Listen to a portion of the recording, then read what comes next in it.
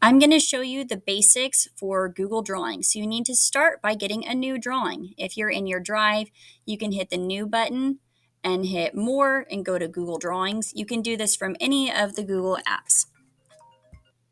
When that opens, you're going to start to use the tools. So I like to start by making a white background. So I'm going to go to the Shape tool, select a rectangle, and I'm going to line it up with the corner and just drag it down diagonally to the opposite corner.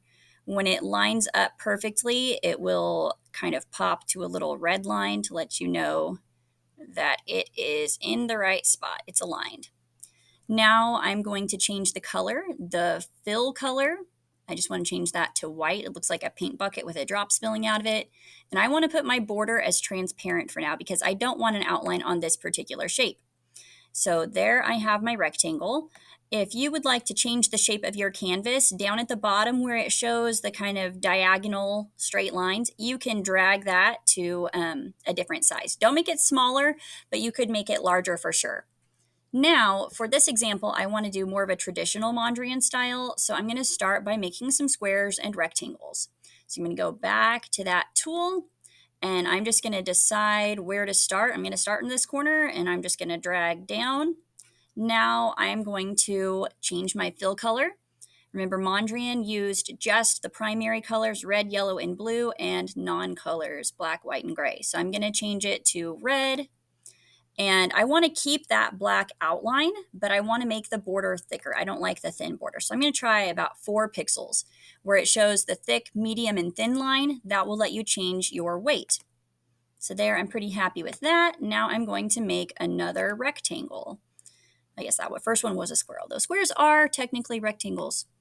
I'm going to drag one over here. I think I'll do it longer.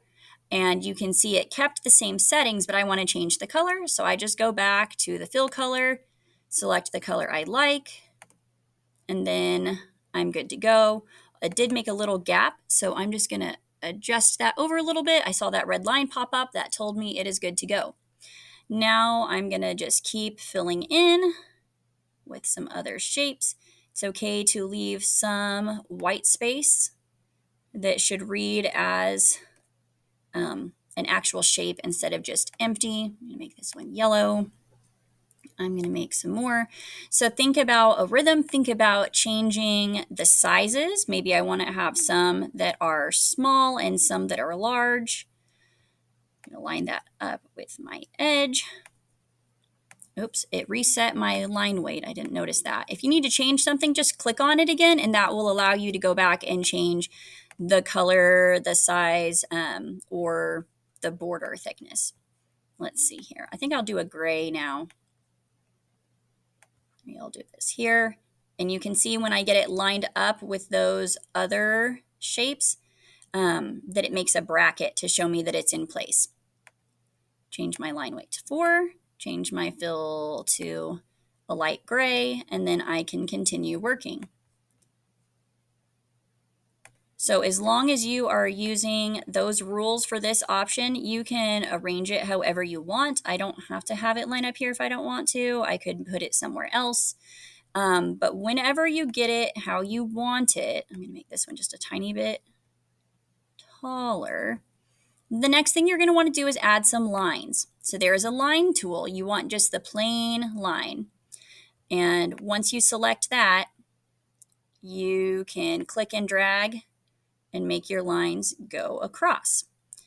It tries to kind of jump to line up with other things as a way to help you out. So just pay attention and make sure it's where you actually want it to go. If you want to make it even thicker, there's no reason you couldn't do that. So I changed that one to 8 just to see. Now I want to add some more lines.